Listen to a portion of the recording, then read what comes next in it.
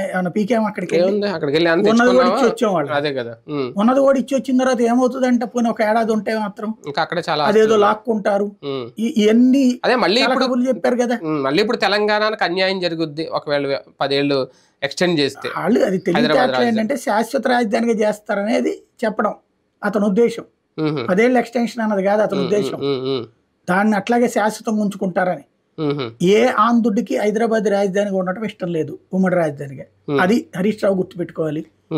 ఒక ఆంధ్రవాడిగా నాకైనా అంతే, నాకేమో హైదరాబాద్ రాజధాని ఉండాలనుకోవట్లా. కానీ ఒకటి ప్రాక్టికల్ గా ఆలోచిస్తే ఒకవేళ కూటమి అధికారంలోకి వస్తే ఆంధ్రప్రదేశ్లో ఆయన చెప్పిన రాజధానికే కట్టుబడి ఉంటారు అమరావతి. దానికి ఇప్పుడు ఇమీడియట్ గా అయితే ఈ 5 ఏళ్లలో అయిపోద్దా అంటే అది కష్టమే, వాళ్ళు కూడా చెప్పలేరు.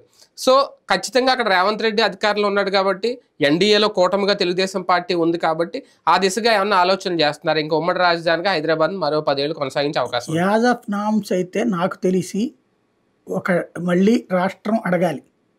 ఇప్పుడు ఏ చీఫ్ సెక్రటరీ ఈ ఎలక్షన్ అయిపోయాక రాస్తారేమో లెటర్ ఇట్లాగని, ఆఫ్టర్ 13 ఈ లోపుగా లేకుండా అయిన తర్వాత ఇట్లాగా పూర్తి కాలేదు కాబట్టి ఇక్కడ కోర్టులో ఉంది, ముందు సుప్రీం కోర్టులో ఉంది. అది ఒక రాజధాని 3 రాజధానులు అన్నటువంటిది. 3 రాజధానులు అన్నటువంటి బిల్లు పెట్టాక దాన్ని కొట్టేస్తూ రాష్ట్ర హైకోర్టు తీర్పిచ్చింది. 6 నెలల లోపు రాజధాని సెట్ చేయమని చెప్పింది.